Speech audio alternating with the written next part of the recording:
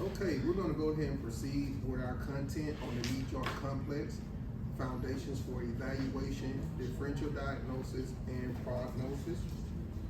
And once again, our objective student outcome is for students to learn the foundations for evaluation, differential diagnosis, and prognosis of the knee joint complex, and how those foundations develop through performance and application that increases from basic recall to complex evaluation and creation. What are you going to end up creating from your evaluation and examination?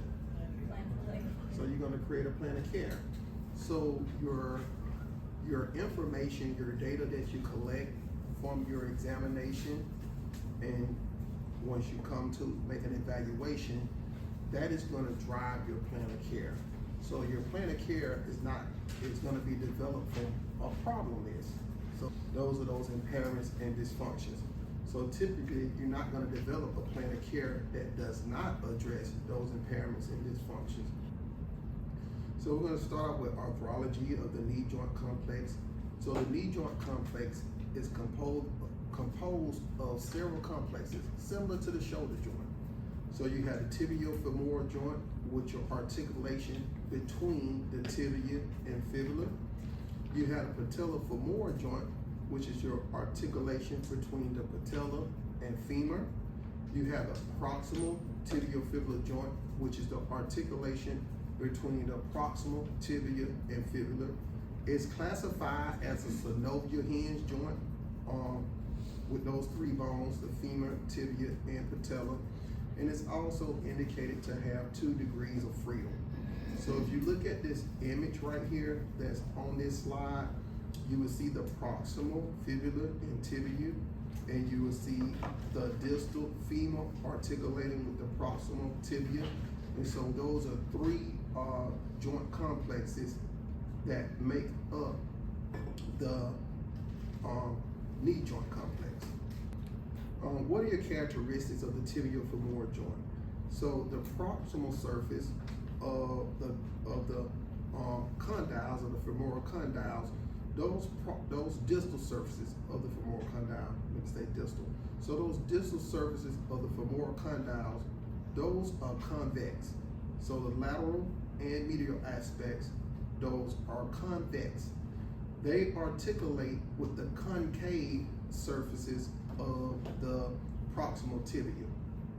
Okay, so in an open chain position, you have the convex surfaces of the femoral condyles moving on the concave surfaces of the tibia. And we have, of course, our osteokinematic motions being flexion, extension, medial, and lateral rotation. And when we're talking about medial and lateral rotation, typically we're referring to the tibia rotating medial or lateral on the femur, the femoral condyles. That's typically what we're referencing and what we're talking about when we're talking about medial and lateral rotation, just to give you some more insight on those. Because most understand flexion and extension, and how in the open chain position, the tibia is moving on the femur. In the closed chain position, the femur is typically moving on the tibia. So when I squat, if I do a squat, the femurs are typically moving on the tibia. If I sit down on the edge of the plank and I do a long arc quad, then of course the tibia is moving on the femur.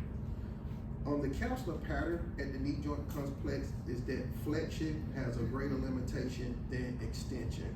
Of course, that's obvious because we have a greater range of motion that occurs with flexion.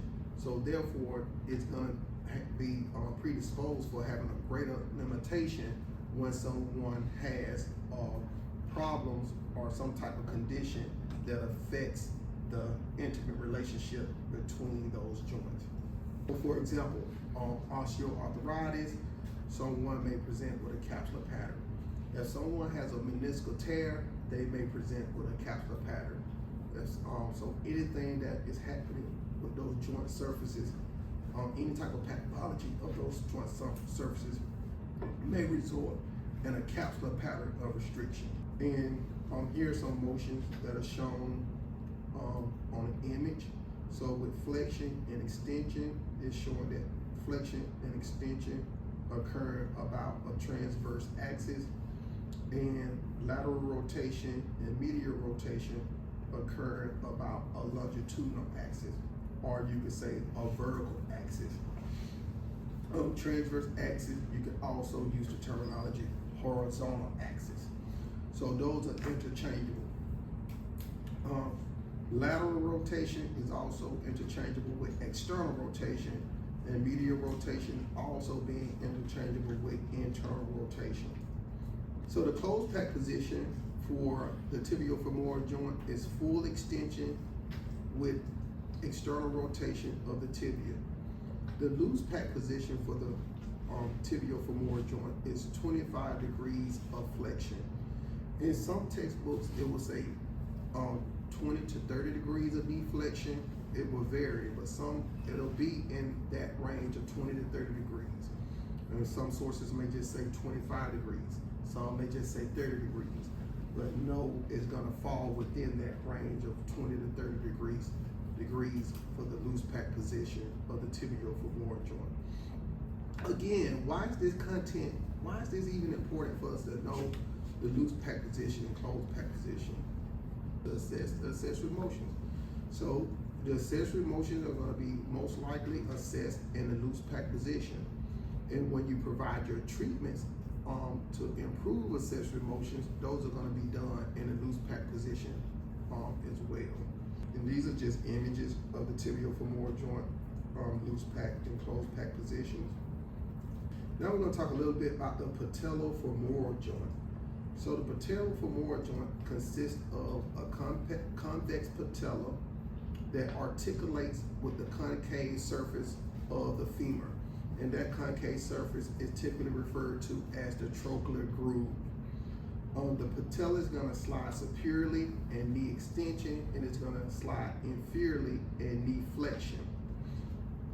So those are actually glides. Glides are slides in which the patella slides when the knee is extended and when the knee is flexing.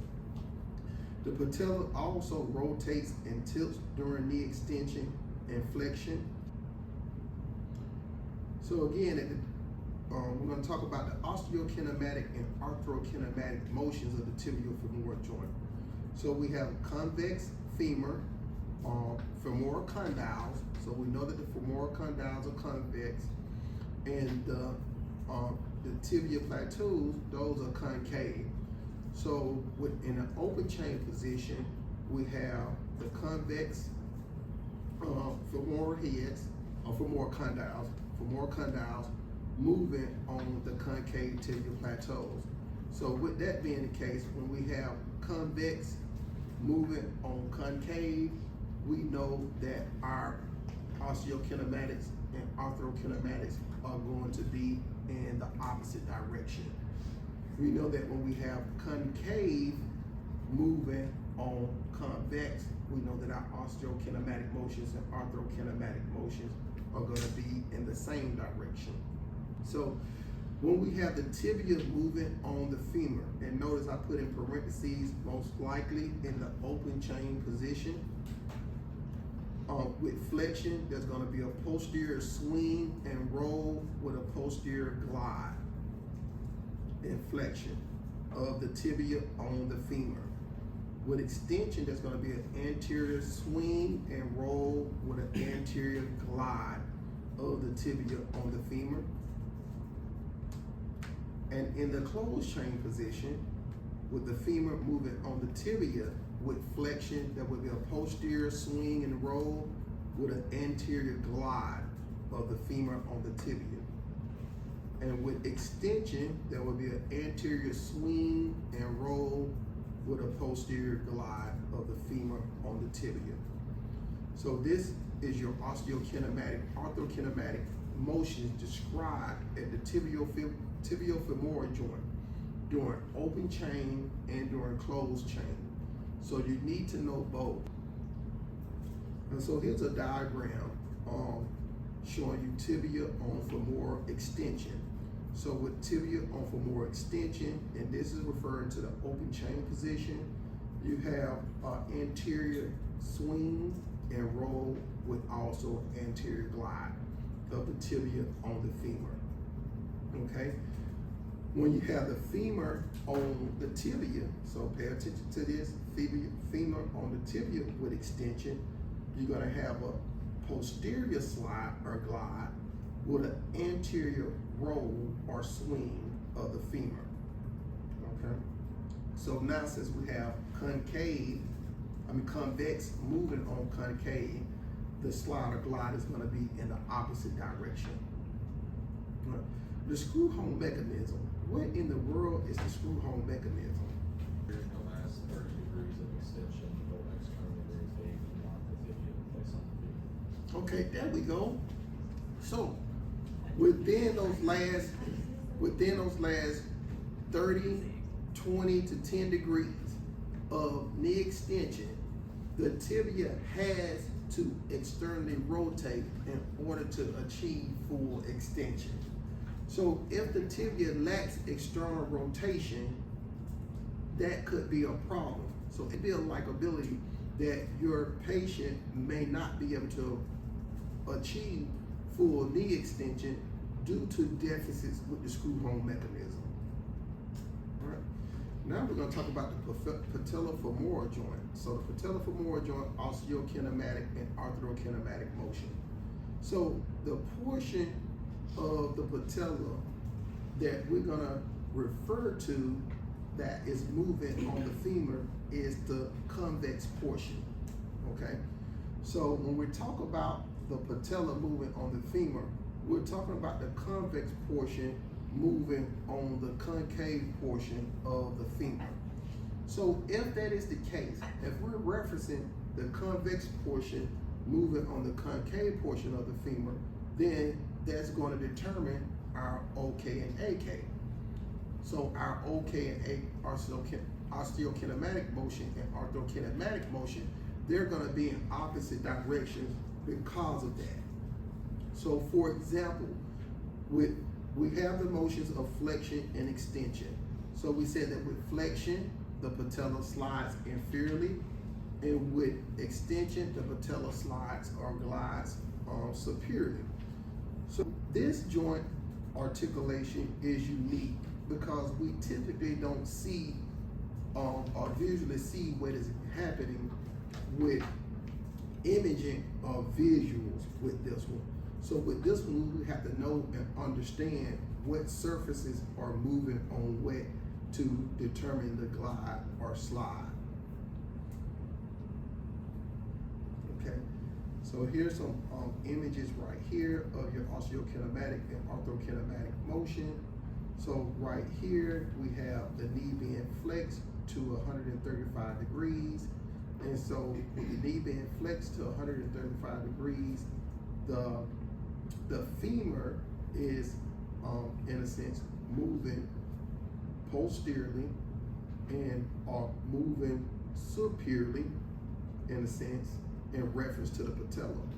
So with flexion, again, the femur is moving superiorly in reference to the patella. Can everybody visualize this? So you see the femoral condyles, in a sense, are moving superiorly. So they're is moving superiorly with flexion. With that being said, the patella is sliding and gliding inferiorly based on the convex concave movement.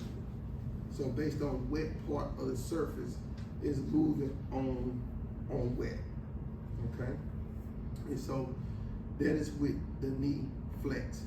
And so, and extension is going to be the opposite.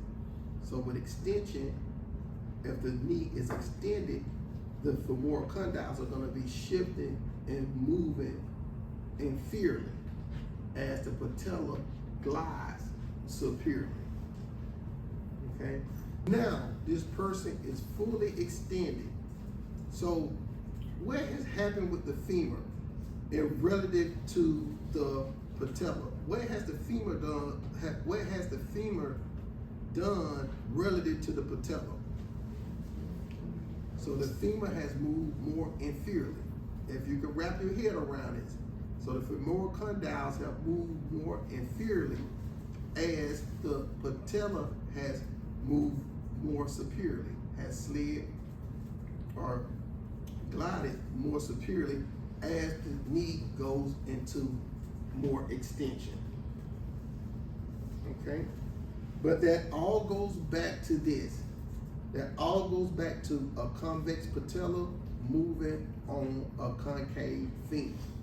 And therefore, your motions are going to be in the opposite direction, your OK and AK.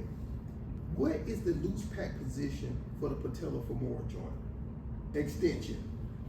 So typically 0 degrees to 5 degrees of hyperextension, somewhere within that range.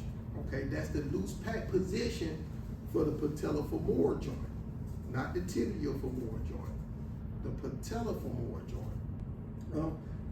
Now we're talking about the capsular pattern for the proximal tibiofemoral joint.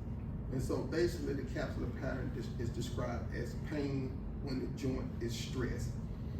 And typically that joint is going to be stressed, typically with full external rotation of the tibia, or either possibly full internal rotation. But at the extremes of rotation, that joint, tibiofemoral joint, is going to be stressed. But it just says pain with joint stress. All right. So when we talk about the osteokinematics and arthrokinematic motion of the proximal tibiofibular joint, we're talking about the articulation of the proximal fibula and the proximal tibia. So we have a concave tibia, a convex tibia with a concave fibula. The fibula is going to be moving on the tibia proximally. So if there's a concave fibula moving on the convex tibia proximally, the osteokinematic and arthrokinematic motion is going to be considered to be in the same direction, because we have concave moving on convex. So let's talk about this. This is a unique joint that you don't typically have cardinal plane movements that occur at this joint. Okay, so what do I mean by cardinal plane movements? Yeah, flexion, extension, abduction, adduction, external rotation, internal rotation. The movements are not described like that. So how the movements are described per textbook is lateral spin, medial spin. So know that the lateral spin occurs with dorsiflexion. And what happens with dorsiflexion is that the fibular head is going to glide superiorly and posteriorly. So with dorsiflexion, with active range of motion of dorsiflexion at the talocrural joint, what has to happen is a superior and posterior glide of the fibular head. So if someone lacks accessory motion with a superior and posterior glide of the fibular head, that could limit talocrural dorsiflexion. But you have to assess that to know if that's limited talocrural dorsiflexion. Or vice versa. If someone is lacking dorsiflexion, that could be limited, or that could be limited dorsiflexion, vice versa. A medial spin is described to occur with plantar flexion. Well, what does that mean? So the osteokinematic motion is a medial spin with plantar flexion. Osteokinematic motion is considered a lateral spin with dorsiflexion. But what happens arthrokinematically with the medial spin is that the fibular head glides inferiorly and anteriorly.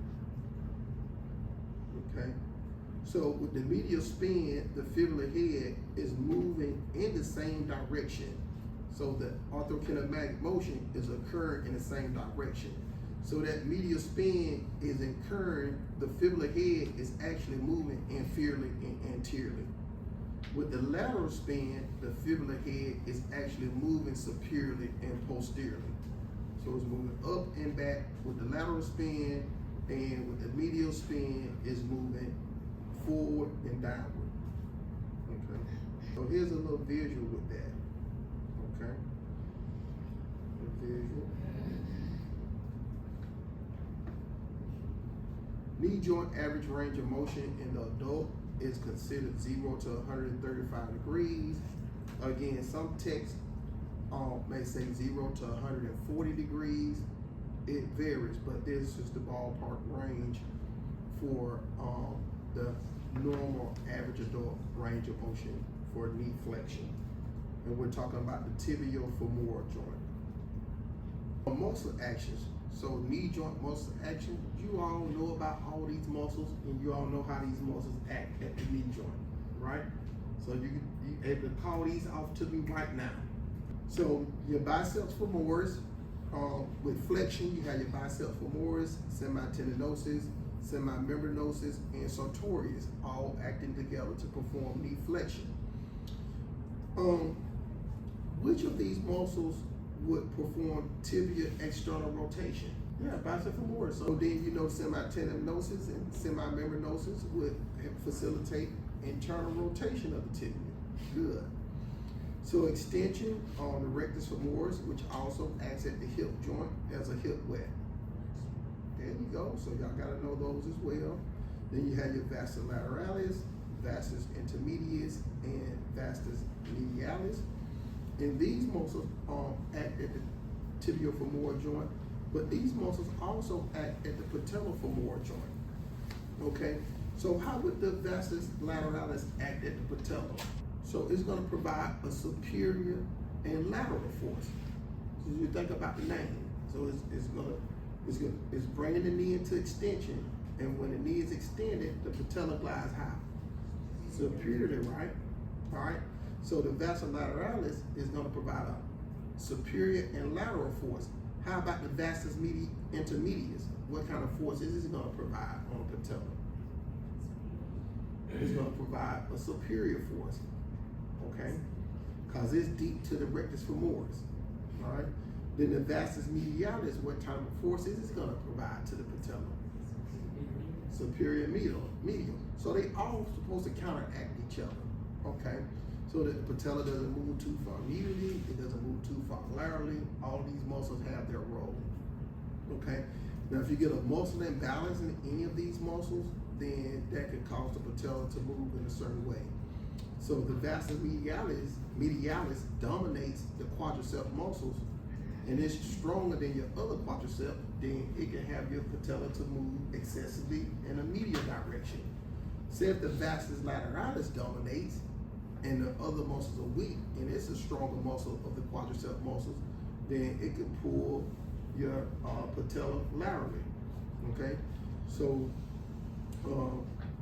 those muscles can be assessed by moving, putting the knee joint in a certain position, along with putting the tibia in a certain position, okay? But you all know how to figure that stuff out. All right, and this is just this is what I was just describing right here: the muscle force actions of the patella, of the quadricep muscles, and these are your bicep muscles that act at the knee joint, but they also act on the tibia with rotating the tibia. And knee joint special test outline. So for your ligamentous instability test, you have your anterior drawer test, locking test, lateral pivot shift test, posterior drawer test, posterior sag sign, slocum, your valgus stress test, and various stress test for ligamentous instability. So those, amongst those tests, they're assessing your ACL, your PCL, your MCL, and also your LCL. For meniscus pathology, you have your Aplis compression test, bounce home test, McBurry test, Thesley test. So all of those assessing your meniscus, which can also isolate the meniscus to the medial and lateral meniscus. And for your swelling, you have the brush test and patella tap test for swelling of the knee joint. And then miscellaneous tests like your Clark sign, for things like chondromalacia, your Houston's plica test for your plica, noble compression test, and patella apprehension test. What questions do you have? Yes, sir. So what you were saying earlier about, I guess, the force that the muscles put on the patella. So you said the vastus lateralis provides the Superior and lateral force. Yes, sir. and the medialis is superior and medial force. Yes, sir. Here you see the vastus lateralis. So you see the force superior and lateral. Then you have the vastus intermedius. That's going to be more so just a superior force. Same as the rectus femoris, a superior force. The rectus femoris is a more medial force than the vastus intermedius, but they are medial forces. Then you have your, you see right here, your vastus medialis oblique. It's gonna be, it's superior, but also medial. And then you have your vastus medialis longus. It's a superior and medial force. But your most superior and medial is gonna be your VMO. Okay? Now, this is why they say if your patient has a lateral floating patella, right? Most people say, oh, they need VMO strengthening. Their VMO needs to be strengthened. Okay? Now, that could be the case, but you need to rule out tight IT band as well. Okay? And so you just gotta put the pieces of the puzzle together when you're doing your examination and not overlook certain things. Because, you know, that's been hallmark for years. If a person has a lateral floating patella, oh, we got the VMO weakness. Yeah, check that. That could be the problem, but you could have some other problems that could be playing a role as well. Because like I said, the biomechanic chain can affect that. When the person has weak gluteus maximus muscle, poor eccentric strengthening, and it could be affected from the proximal kinetic chain working its way down, or it could be impacted by the subtalar joint, a talocrural joint working deficits working its way up. That can cause patellar floating issues.